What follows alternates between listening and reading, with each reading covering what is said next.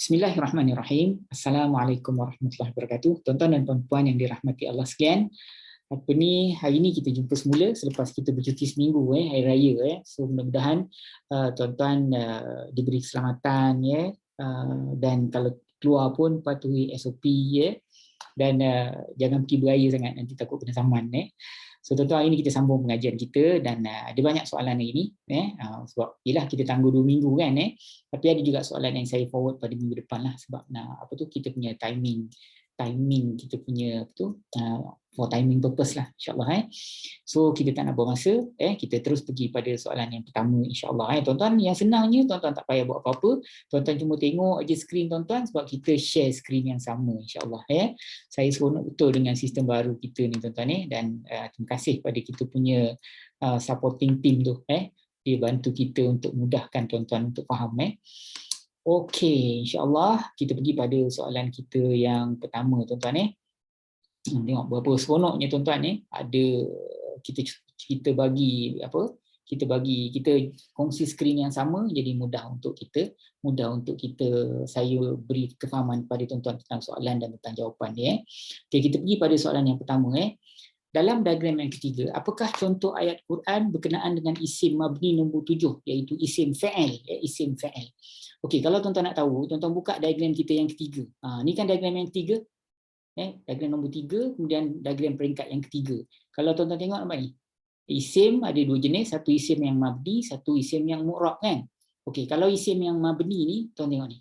Kalau tuan-tuan tengok isim yang mabni, nampaklah nombor 1, nanti saya fokus pada isim yang mabni kalau kecil. Ni, nampak ni. Isim yang mabni ni dia ada isim dhamir, isim mausul, isim isyarah, isim tanya, isim syarat, isim zaraf. Yang kedua isim fa'il ni, isim fa'il. Isim fa'il ni apa? Saya percaya semua ni tuan-tuan tahu isim dhamir tu ganti nama diri kan. Dia, aku, engkau, mereka, saya, awak. Kalau isim mausul ni isim mewakili. Allazina, allazi, itu semua isim mausul kan, isim yang mewakili. Kalau isim isyarah ni isim tunjuk. Saya percaya tuan-tuan semua ingat benda tu. Kemudian isim tanya, isim syarat. Siapa yang nak belajar, kita akan belajar sedetail itu tuan-tuan Siapa yang belum belajar, masuk program kita nanti insya-Allah tuan-tuan akan diajar mudah saja benda ni, kita gunakan diagram yang sangat simple. Jadi soalannya tentang isim fa'il ni, nombor 7 ni.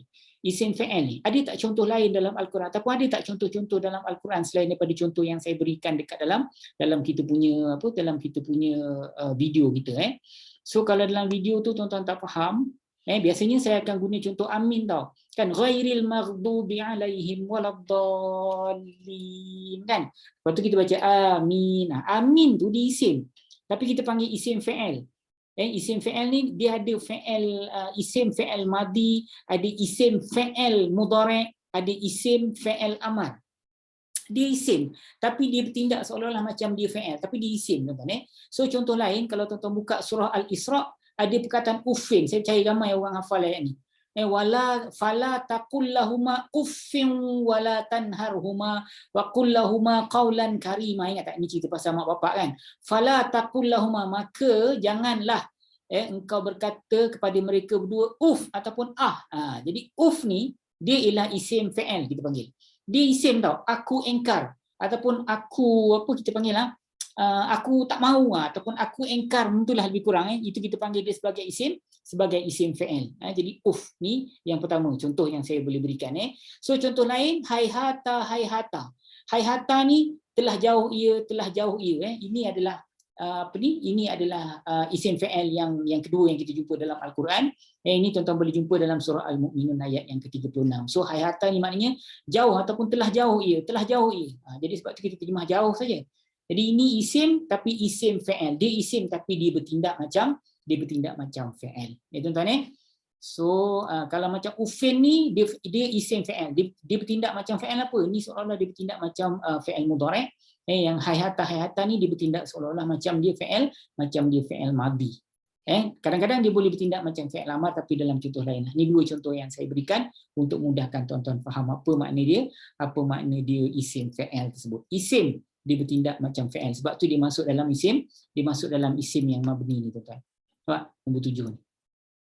Faham ni tuan-tuan Okey, kita pergi pada ayat yang soalan yang berikutnya tuan-tuan Alright, soalan kedua Kenapa dalam perbualan kita selalu tambah lil, lal ataupun lul? Contohnya macam lil alamin ataupun ma'al miskin ataupun qaulul ulama. Kenapa ada lul, lal, lil? Sedangkan dalam ejaan tu tak ada kan? Okey. Kalau dalam ejaan tu tak ada, okey, cuba tuan-tuan dengar elok. Kalau tuan-tuan tengok dalam ejaan sebenar dia, kalau tuan-tuan tengok ejaan sebenar dia memang tak ada tau. Tapi macam qaulu al ulama, qaulu kemudian al ulama, dia kan dua kalimat yang berbeza. Qaulu perkataan ataupun kata-kata, al ulama kata-kata ulama. Jadi qaulu al ulama, jadi Rasulullah ajar kita baca, kalau dalam Quran tuan-tuan jumpa benda tu qaulul ulama. Qaulul ulama, dia ajar ejaan sebenarnya qaulu al ulama, tapi bila tuan-tuan berbual ataupun kita bila kita berbual kita sambungkan dia tau. Jadi asalnya qaulu al ulama, dia jadi qaulul ulama gitu. Faham tak ni? Okey, baik. Kalau lil dengan lal samalah, tengoklah kalimat sebelum tu. Lil ataupun lal. Nanti saya pergi balik dekat soalan kita tadi. Okey. Kalau kalimat ujung tu dia baris dia macam apa, ni ma'al miskin, dia sebenarnya ma'al miskin, tapi kalau kita baca jadi ma'al miskin, ataupun lil alamin, asalnya li al alamin, dia jadi lil alamin. So sebab tu dia jadi lil lalu. Ni pun soalan daripada pelajar kita juga. Okey, tak apalah, tanya soalan macam ni pun okey, no problem.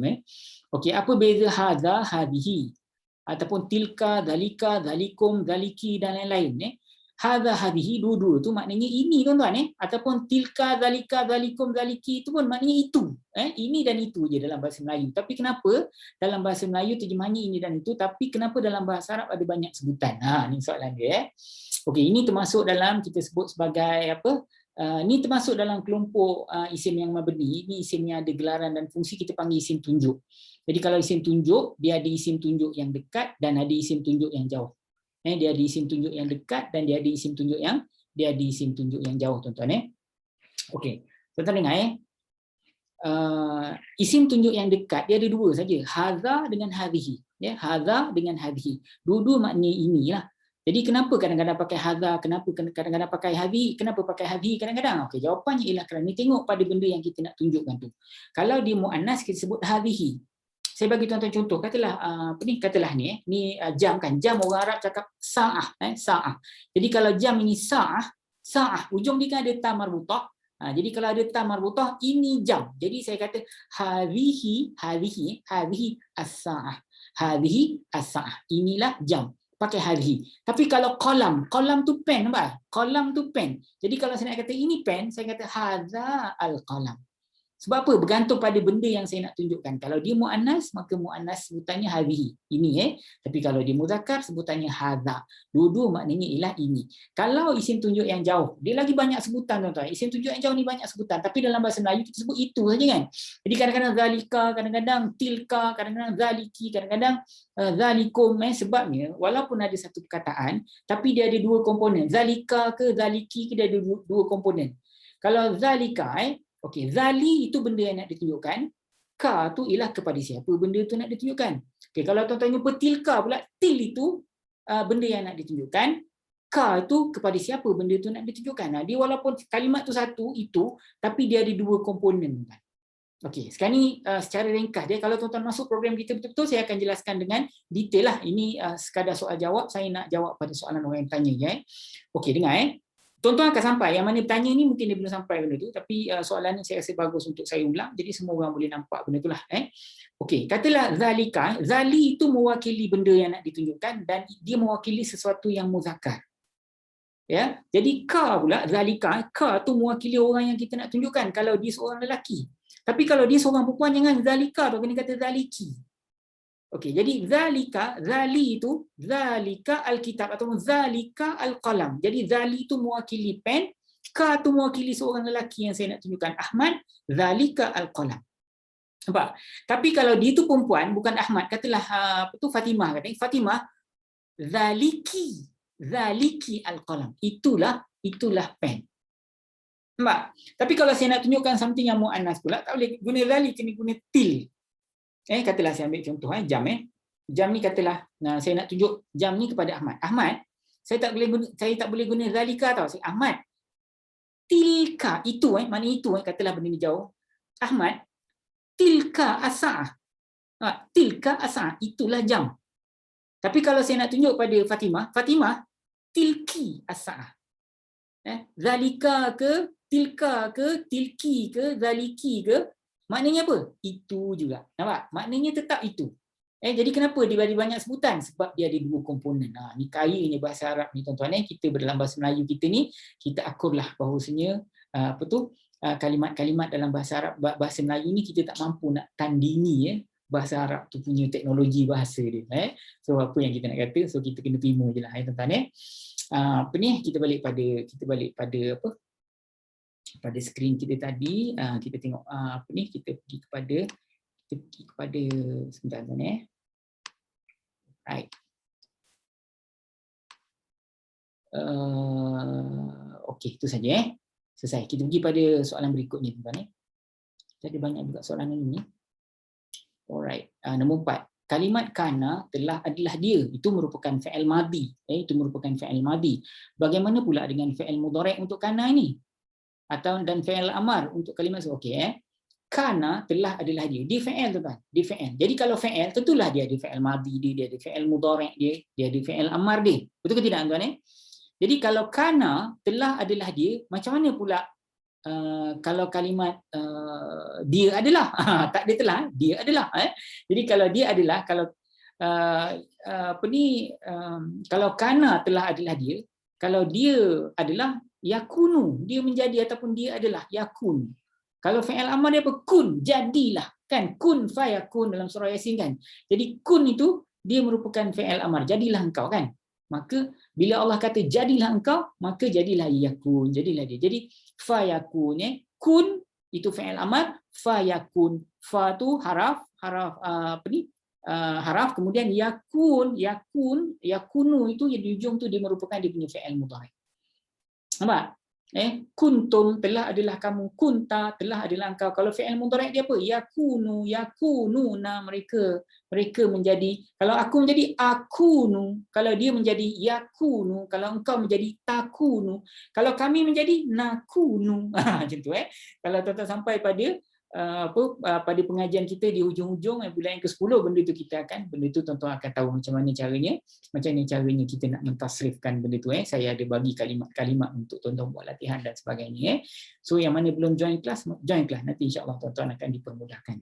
Okey, masih lagi dalam kerangka yang sama. Pada ayat yang keempat surah Al-Ikhlas ada kalimat yakun. Adakah ia berasal daripada kalimat kana juga? Dan mengapa kalimat itu di hujungnya dibaca dengan baris mati? Walam yakun lahu kufuwan ahad. Okey tuan-tuan, selain daripada benda yang kita nak bahas ni, ada satu kesilapan yang selalu orang salah baca. Dia banyak baca walam yaqul qaf. Ni salah ni, bukan qaf, dia kaf tau. Walam yaqul dia baca. Sebab apa tahu? Sebab sebelum ayat ni kalau tuan-tuan baca banyak qaf.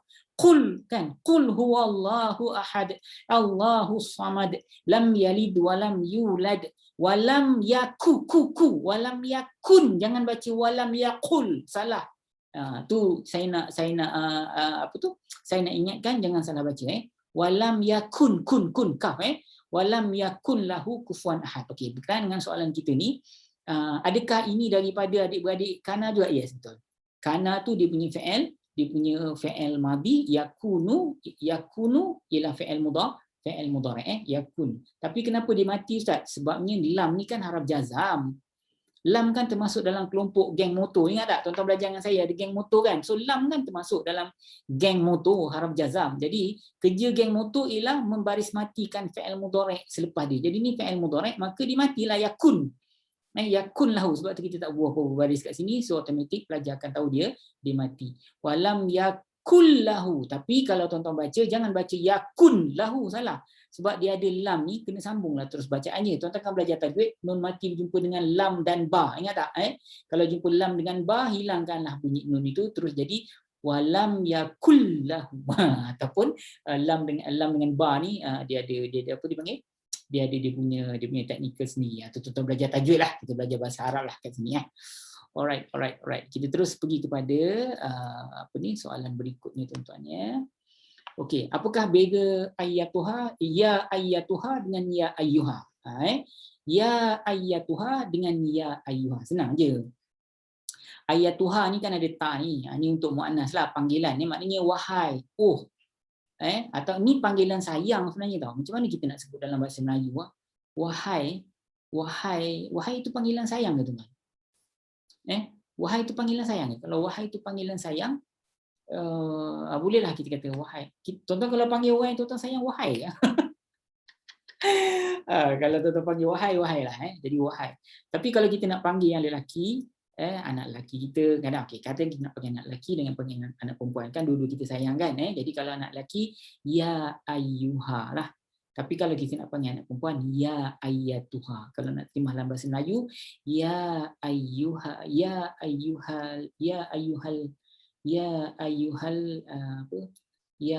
bin ataupun ya ayyuhal binti. Jadi kalau ya ayyuhal bin maknanya wahai anakku sayang. Bunayya, biasanya orang Arab kalau disayang anak lelaki, ya bunayya, wahai anakku sayang, gitulah. Ya ayyuha tu untuk lelaki, ya ayyatuha itu untuk perempuan. Itu beza dia. Okey. So ya ayyuha dengan ya ayyatuha. Okey. Tuan-tuan ready, kita boleh share page yang sama ni. Saya nak tunjuk dalam surah Al-Fajr. Surah Al-Fajr. Ramai tuan-tuan biasa dengar surah Al-Fajr, imam baca masa waktu subuh kan? Imam baca waktu subuh. Okey, ini ayat dia, ayat yang ke-20, ayat yang ke-27. Ya ayyatuhan nafsul mutmainnah. Kan, kemudian irji'i ila rabbiki radiyatan mardiyah. Kalau tuan-tuan buka surah Al-Fajr, surah Al-Fajr, tuan-tuan akan jumpa ayat 27, ayat ni lah.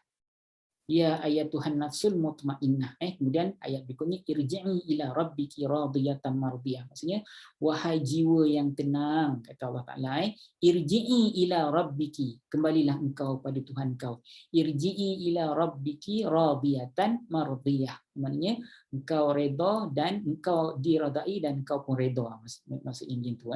Jadi soalan dia, ya ayyatuhan nafsul, ya ayyatuha ni tadilah kita dah bahas kenapa baca ya ayyatuha, kenapa tak baca ya ayyuha. Sebab apa? Sebab yang nak dipanggil ini ialah sesuatu yang muannas. Apa yang muannas? An-nafsu ni. Jiwa atau nyawa ni tuan-tuan, walaupun tidak ada ta marbutah, tapi ini panggilan untuk an-nafs, jiwa ataupun diri ni, jiwa ataupun diri ataupun nyawa ini ialah kalimat muannas. Bagi Allah Taala ini ialah, bagi orang Arab ini ialah kalimat muannas. Sebab tu Allah Taala panggil dia dengan panggilan ya ayyatuha, panggilan muannas. Wahai jiwa yang tenang. Itu maksud dia. Ni ialah kalimat muannas. Sebab tu kita baca dia ya ayyatuha. Okey, soalan berikutnya ialah adakah an-nafsu dalam ayat yang sama berpangkat marfu' kerana dia mubtada? Mubtada ni maknanya subjek. Mubtada ni kalau tuan-tuan dah sampai pada bulan yang ke-9, saya dah tak panggil subjek dah, saya panggil mubtada. So conversion period tu dalam bulan 9. Tapi saya selalu sebut sebelum daripada itu, saya buat mubtada maknanya subjek, subjek maknanya mubtada. Jadi tuan-tuan dia biasa dengar. Bila kita nak convert ke bahasa Arab, benda itu dah tak susah pada tuan-tuan. So soalan dia, adakah an-nafsu ini dia merupakan mubtada ataupun subjek? Jawapannya tidak. Tidak. So dia macam ni. Ya ayyuha ni, ni dengar dulu. Ya ayyatuha ni sebenarnya dia ada 3 kalimat, tapi kita sekalikan, kita satukan dalam kita punya kamus Al-Furqan, dan kita terjemah terus sebagai wahai. Okey, dia sebenarnya kalimat yang pertama ya, yang ini kita panggil dia sebagai haraf memanggil, haraf seru. Maknanya oh ataupun wahai ni dia. Okey, dia punya yang kena seru ialah ayatu ni. Kan dia ada 3 kalimat. Ya ayatu ha, dia ada 3 kalimat. Ayatu ni sebenarnya yang kena seru. Nampak? Ayatu ni yang kena seru. Kemudian ha ni apa tak? Ha ni haraf semula, tapi haraf sergah ataupun haraf mufajaah dipanggil. Ya ayyuha. Gitu. Tuan-tuan terkejut ke? Jangan terkejut. Jadi dia memang ada 3 kalimat, tapi kita sekalikan dia. Jadi an-nafsu ni dia bari depan sebab dia badal kepada ayatu ni. Dia yang kena seru. Tapi yang kena seru ni tuan-tuan kita panggil munada. Dia ada 3 jenis, tuan-tuan akan sampai pada peringkat tu nanti. Jadi jenis yang ini tuan-tuan, dia marfu'. Jadi an-nafsu ni, dia marfu' sebab dia badal kepada ayatu ni. Kebetulan kat sini ta ni pun bagi depan kan. Dia ni badal kepada ayatu ni. Jadi sebab tu dia marfu'. So adakah ia mubtada'? Jawapannya bukan. Dia bukan mubtada'. Yang mubtada'nya ialah ayatu. Ni dari segi teknikal tuan-tuan. An-nafsu ni apa? An-nafsu ni ialah tukaran sebanding dengan ayatu ni. Dia tukaran sebanding dengan ayatu ni. Sebab tu dia marfu'. Faham tuan-tuan? Mudah-mudahan tuan-tuan faham sebab kita share yang sama. So itu agak teknikal, jadi siapa-siapa yang belum pernah belajar, kalau nak faham masuk kita punya program. Macam mana nak masuk program Ustaz? Tuan-tuan tag saya berminat, pergi dekat 019-511-9000. 511-9000 tuan-tuan pergi teks, nanti kita akan ajar tuan-tuan daripada zero sampai tuan-tuan faham, sampai setara tu tuan-tuan boleh faham. Belajar perkara yang saya bahaskan ni lebih kurang dalam bulan kelima tuan-tuan dah settle. Lepas tu kita punya pengajian kita sangat simple. Tuan-tuan tak ada masalah untuk faham, sebabnya peringkat yang tuan-tuan akan naik tu slow dan tuan-tuan boleh faham insya-Allah. Okay, soalan berikutnya ialah al-mutmainnatu. Ni kalimah ni.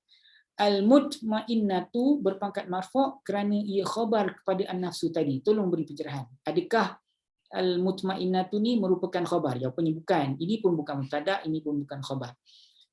Ini adalah kedua-dua ni tuan-tuan, an-nafsul mutmainnah ni dia dua-dua ni adalah dua isim berpasangan. Ya, selain daripada an-nafsu ni merupakan badal kepada ayatu yang saya dah jelaskan tadi, dia ni dua isim berpasangan tau. Ini jadi pasangan mausuf dan sifat ataupun zat sifat. Ini jadi zat semula, kemudian ini jadi sifat kepada zat dia. Ini sifat ni. Tapi kalau tuan-tuan belajar pada bulan yang ke-9, bulan yang ke-8 tu kita tak panggil zat sifat, kita panggil mausuf dan sifat terus.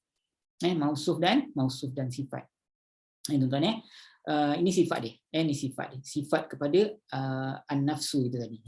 So kalau sifat ni dia punya karakter macam ni, karakter dia kena ikut baris, kena ikut wujud atau tidak alif lam, dia kena ikut muannas sama muannas, muzakkar sama muzakkar. So an-nafsu ni muannas kan tadi saya sebut, walaupun tak ada tamar butah. Jadi al-mutmainnah ni pun diikut muannas. Ada alif lam kan, dia makrifah kat sini ada alif lam, maka al-mutmainnah ni pun ikut ada alif lam. Sebab zat ni, sifat ni dia akan ikut saja zat dia. Tuan-tuan ingat tak saya pernah jelaskan ustaz, saya nampak ustaz gemuk. Jadi ustaz gemuk tu dia dua isim berpasangan. Jadi zat dia ustaz, sifat dia gemuk. Jadi boleh tak? Dia kena ikut mana ustaz tu pergi lah. Dia ikut semua yang ada pada ustaz tu. Kalau ustaz al-ustaz, dia kena al-gemuk. Dia kena ikut. Kalau tak ada ustaz saja, gemuk saja, tak payah al. Dia kena ikut semua. Sebab apa? Sebab sifat dia kena follow zat dia. Faham tak? Boleh tak ustaz tu pergi ngajar, gemuk dia tinggal kat rumah? Boleh? Itulah joke saya sejak 10 tahun dulu. Saya bukan banyak sangat modal pun. Tentulah tak boleh kan? Kalau boleh lah, gemuk saya tinggal kat rumah, saya mengajar dulu, dah tentu saya tinggalkan gemuk saya kat rumah. Itulah tak boleh tuan-tuan. So dia kena follow. So ini jawapannya ialah sifat kepada an-nafsu. Alright. Boleh faham tuan-tuan? Alright, kita pergi kepada yang berikutnya. Okey. Dalam surah Al-Fajr, Fajr lagi ayat 21. Tadi pun ada surah Al-Fajr, ini pun kita jumpa Al-Fajr lagi. Adakah ini contoh taukid seperti mana dalam diagram ketiga nombor 4 atau abek? Tuan-tuan ingat tak tadi? Saya ada tunjukkan tentang diagram ketiga. Tengok diagram ketiga kan. Dia ada satu tadi kita bahas tentang isim yang mabni kan. Kita belajar tadi tentang nombor 7 ni, ingat tak? Isim fa'il kan. Okey. Ini kita nak masuk ada satu lagi jenis isim. Yang mana kita sebut dia at-tawabi'. Ni isim yang mabni, ini isim yang mu'rab yang boleh ubah berbaris. Dia boleh berubah menjadi marfu', mansub dan majrur kan. Tapi ada satu lagi jenis yang luar daripada kurungan, dia tak ada baris asas. Baliknya dia follow baris orang lain. Dia ada sifat, nanti saya pergi. Dia ada Dia ada sifat, nanti saya pergi balik pada soalan tadi, saya okey, at-tawabi' kan saya keluarkan kat sini. Dia ialah isim yang follow pangkat ataupun isim kalimat yang lain. Kalau sifat, dia follow baris zat dia, follow baris mausuf dia, ingat tak? Kalau ataf maktuf, Ali dia makan jambu dan rambutan. Rambutan tu kena ikut baris si jambu tu, dia ataf dan maktuf. Siapa yang membuatkan dia follow? Sebabnya waw itu dipanggil waw ataf. Kemudian badal. Badal ni pun dia, nanti kita ada soalan tentang badal nanti. Yang keempat ialah taukid. Taukid ni pun follow baris taukid yang pertama. Jadi, kalla idza dukkatil ardu dakkan dakka. Adakah dakka yang kedua, dakkan yang kedua ni, dia ialah taukid. Sebab tu dia follow. Seperti mana yang nombor 4 ni, jawapannya ya betul. Ini adalah taukid, so dia follow dakkan yang pertama. So dakkan yang pertama ni Ustaz, kenapa pula dia mansub? Itu cerita lain lah tuan-tuan. Dakkan ni dia maf'ul mutlak. Kalla idza dukkati. Dukkati maknanya ia telah digoncangkan. iaitu bumi itu dakkan tu dengan goncangan. Dengan goncangan. So ini ialah maf'ul tapi kita panggil dia maf'ul mutlak. Apa makna maf'ul mutlak? Maf'ul mutlak ulang balik kalimat fa'il yang terdapat dekat dalam rangkap tu tapi dalam bentuk isim. Inilah dia. Nanti tuan-tuan belajar, siapa yang dah belajar dia happy lah dengar benda ni kan. Tapi kalau siapa yang belum belajar, yang tak faham lagi, nanti tuan-tuan akan sampai. Kalau siapa yang belum belajar, pergilah dekat apa tu yang saya sebut tadi, pergilah ke tulis saya berminat, nanti terus kita punya admin akan attend tuan-tuan. Type saya berminat, hantar ke 019-511-9000. 511-9000. Nanti tuan-tuan akan belajar semua yang saya jelaskan kat sini. So tuan-tuan tak ada masalah, boleh follow the crowd insya-Allah. Alright, kita pergi pada soalan berikutnya tuan-tuan ya. Okey, dalam surah Yasin ayat 20, mengapa mim tersebut pada bawah ni? Ya qaumi, ya qaumi. Qala ya qaumi ittabi'ul mursalin. Qala ya qaumi ittabi'ul mursalin ya kaumku. Jadi dia semua kalimat-kalimat yang nak dicantumkan dengan kalimat aku, dia memang kena baris bawah. Tak boleh ya qaumui, tak boleh. Ya qaumawi, tak boleh. Dia kalau macam pen qalam. Jadi kalau nak kata pen aku qalami, terus bubuh dia baris bawah. Kalau kitab kitabi, ba tu kena bubuh terus dia baris bawah. Itu menunjukkan apa tuan-tuan? Menunjukkan dia hendak dilekatkan dengan aku. Semua kalimat yang hendak dilekatkan dengan perkataan aku, kalimat isim yang nak dilekatkan dengan perkataan aku, terus bubuh dia baris bawah dekat hujung tuan-tuan. Okay, Ustaz pernah jelaskan kalau isim automatik ganti nama diri yang ketiga. Bagaimana pula fa'il? Macam ni kita nak tahu ganti nama diri pertama, kedua atau ketiga? Macam ni kita nak tahu kalau fa'il pula ganti nama diri pertama, kedua atau ketiga. Okey, tuan-tuan dengar Dalam pengajian kita, saya pernah jelaskan tuan-tuan. Kalau tuan-tuan nak tengok, nak tahu isim apa ganti nama diri atau isim ganti nama diri yang keberapa, jawapannya semua isim dia automatik ganti nama diri yang ketiga. Ini awal-awal tuan-tuan belajar, tuan-tuan telah dijelaskan dengan perkaranya. Kalau tuan-tuan jumpa kalimah Allah, jantina kalimat tu mudzakkar. Jantina kalimat tau, bukan Allah punya jantina, Allah tak ada jantina. Kalimah Allah tuan-tuan jumpa, jantina untuk kalimah itu bagi orang Arab kalimah muzakkar. Jumlah Allah tu mufrad, satu. Mana pula Allah tu ramai kan? Ganti nama diri ke berapa? Okey, jawapannya Ustaz, ini kalimat isim dia secara automatik ganti nama diri ketiga. So ganti nama diri yang tersembunyi dalam kalimah Allah ialah huwa. Ataupun Alkitab. Alkitab tu buku kan? So kalau Alkitab tu maknanya buku, dia jantina dia muzakkar sebab tidak ada ta marbutah di hujung, jumlahnya mufrad, satu sebab tidak ada terjemahan berganda. Ganti nama diri ke apa? Ganti nama diri yang ketiga secara automatik. Sebab apa? Isim automatik ketiga. Itu maksud dia. Jadi Alkitab dia ganti nama diri ketiga. Okey, kalau nak tahu fa'il macam mana pula? Ganti nama diri, kita nak tahu ganti nama diri dalam fa'il macam mana pula? Kalau isim automatik ketiga. Kalau fa'il senanglah tuan-tuan, sebab setiap kalimat fa'il, kalau tuan-tuan tengok dalam kamus Al-Furqan kita, kan ada ganti nama diri siap-siap kat situ.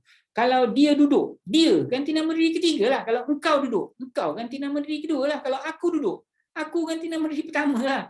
Ataupun kalau ramai kami, kan ganti nama diri pertama kami. Kamu, kamu ramai-ramai kan, ganti nama diri kedua lah. Mereka ganti nama diri ketiga lah. Kalau seorang lah. Kalau seorang, aku, engkau, dia. Kalau ramai, kami, kamu, mereka. Nampak? So kalau fa'il, tak payahlah saya nak jelaskan. Tuan-tuan tengoklah terjemahan dia. Tuan-tuan akan tahulah first person ke, second person ke, third person. Tapi kalau isim, takkanlah buku nak kata engkau buku, aku buku, dia buku. Mana ada. Kalau buku, isim automatik ketiga. Kalau fa'il, tak payahlah. Tuan-tuan tengoklah terjemahan dia. Automatik tuan-tuan akan tahu dia punya. Tuan-tuan akan tahu dia punya apa. Dia punya domain yang apa tu, ganti nama diri yang keberapa, sama ada first person ke atau second person ke ataupun third person. Tuan-tuan Okey, kita pergi kepada apa ni? Kita pergi kepada soalan yang terakhir. Boleh Ustaz berikan contoh lain berkenaan dengan badal? Contoh lain berkenaan dengan badal. Kerana dalam soalan kuis yang Ustaz berikan sebelum ini, apa ni, saya belum memahaminya dengan sempurna. Ini soalan daripada pelajar kita tuan-tuan Okey, memang badal ni agak tricky sikit, tapi tuan-tuan tak ada masalah sebab badal ni dia baris atas badal ni di baris atas.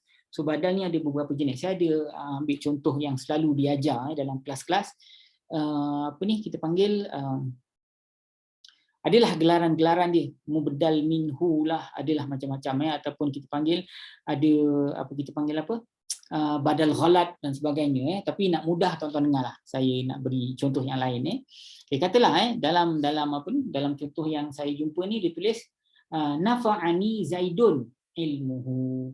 Nafa'ani maknanya dia telah memberi manfaat kepada aku si Zaid tersebut, ataupun Zaid telah memberi manfaat kepada aku. Nafa'ani, dia telah memberi manfaat kepada aku, Zaidun si Zaid. Ilmuha, ilmu dia, ilmu si Zaid tu telah memberi manfaat kepada aku. So ilmu itu ialah badal kepada Zaid. So Zaid tu bari depan, Zaid tu bari depan, so maknanya dia follow lah. Tuan-tuan ingat tak tadi? Ingat tak saya tuan-tuan kalau pergi dekat At-Tawabik tadi, kalau tuan-tuan pergi ke At-Tawabik, salah satu daripadanya ialah badal. Badal diikut apa yang isim yang sebanding dengan dia. Jadi contoh yang saya bagi pada tuan-tuan tadi, apa tu, ilmuhu tu dia badal kepada Zaid. Jadi Zaid tu bari depan. Nafa'ani Zaidun, ilmuhu telah memberi manfaat kepada aku si Zaid, iaitu ilmunya. Jadi ilmu tu dia kena follow baris dia. Itu kita panggil badal. Ada juga badal lain. Badal contoh yang lain. Contohnya macam apa tu? Syarabtu al-labana sulusahu. Syarabtu al-labana, aku telah meminum susu. Sulusahu, 1/3 daripadanya. Susu 1 gelas, kemudian aku telah meminum susu 1/3 daripadanya. Jadi 1/3 tu dia badal kepada susu. Itu kita panggil badal. Ya, dia kena follow dia punya apa? Dia follow lah dia punya apa yang dia badalkan tersebut.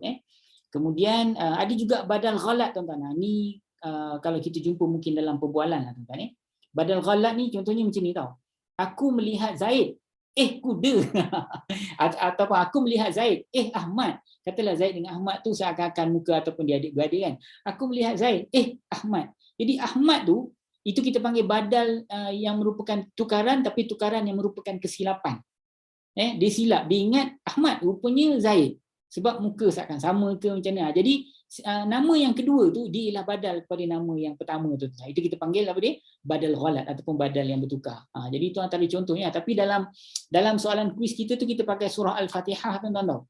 Surah Al-Fatihah tu kan macam ni, ihdinas siratal mustaqim. Ihdinas siratal mustaqim, kemudian siratal ladzina an'amta alaihim. Jadi sirat yang kedua tu saya tanya, kenapa dia bari atas? Jawapannya dia adalah badal. Badal kepada kalimat apa? Dia badal kepada kalimat sirat yang pertama. Ihdina as-sirata. Ihdina, tunjukkan oleh engkau wahai Allah na kepada kami as-sirata, jalan al-mustaqim, jalan yang lurus kan. Kemudian ayat berikutnya iaitu siratal ladzina, iaitu jalan orang-orang yang kau berikan nikmat ke atas mereka. Jadi soalan saya, sirata yang kedua tu dia badal kepada kalimat apa? Jawapannya dia badal kepada kalimat sirat yang pertama itu. Jadi soalan ni paling kerap sekali anak-anak murid saya salah jawab. Jadi kadang-kadang saya bagi voicemail, kadang-kadang saya tulis. So apa ni untuk mudahkanlah. So itu antara contoh-contoh badal yang boleh saya berikan lah, tuan-tuan. Okey, kita sampai pada ayat kita. Tuan-tuan boleh tengok aja dalam skrin telefon tuan-tuan tu.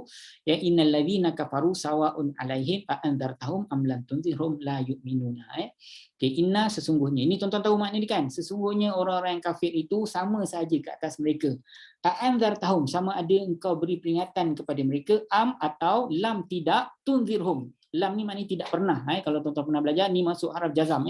Atau tidak pernah engkau beri peringatan kepada mereka, ataupun tidak pernah engkau ingatkan mereka, la yu'minuna, mereka tetap tidak beriman. Okey. Innal ladzina kafaru, sesungguhnya inilah isim.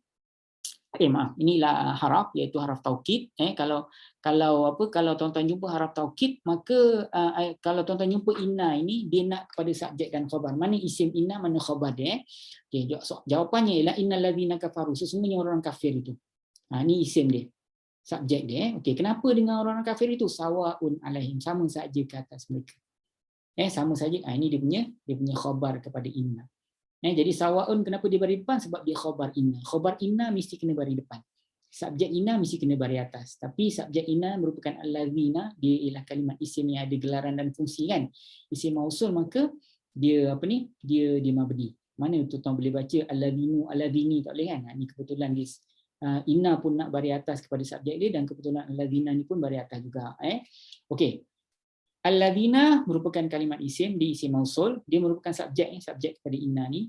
So di isim mausul, isim mewakili, dia mewakili siapa? Dia mewakili orang kafir, tuan-tuan. Mewakili orang-orang kafir. Dia mabni, dia mabni. Kemudian kafaru, mereka telah ingkar, ni ialah kalimat fi'il, fi'il madhi. Ganti nama diri dekat dalam ni ialah mereka. So mereka rujuk kepada siapa? Mereka rujuk kepada alladzina ni. Ada maf'ulun bih tak? Jawapannya tak ada. Ni tidak ada maf'ulun bih. Dalam pelajaran peringkat ketiga, kafaru ni dia mabni. So tak boleh tukar dia punya pangkat dan baris. Sawaun ni lah kalimat isim. Maknanya sama saja kalimat isim. Dia isim mu'rab, dia mu'rab marfu'. Dia mu'rab marfu'. Tanda marfu' dia dhammah. Apa penyebab dia dapat pangkat marfu'? Kerana dia adalah khabar kepada inna. Mana subjek dia? Subjeknya innal ladzina kafaru. Dia khabar kepada inna. Okey, alaihim ada dua kalimat. Ala ni kalimat haraf jar, him ni isim majrur lah, tapi dia isim yang mabni. Ini haraf jar, him ni ialah isim, dia isim yang ada gelaran dan fungsi, iaitu isim dhamir, isim ganti nama kan. So dia mabni, him ni rujuk pada siapa tuan-tuan? Dia rujuk kepada alladzina kafaru ni. So dalam pelajaran peringkat ketiga, dia mabni tak boleh ubah baris. Sepatutnya dia baris bawah kan, sebab ada haraf jar, tapi tak boleh. Sebab di isim yang mabni. A'anzartahum. Ni sama ada ataupun adakah. Ini ialah kalimat haraf, iaitu haraf tanya, haraf istifham. Anzarta, engkau telah beri peringatan. Ini ialah kalimat fi'il, iaitu fi'il madhi. Ganti nama diri dekat dalam ni ialah engkau. Engkau ni rujuk pada siapa tuan-tuan? Sama ada engkau beri peringatan kepada mereka atau engkau tidak pernah. Engkau ni rujuk pada Rasulullah SAW semasa ayat itu turun dulu. Faham tak?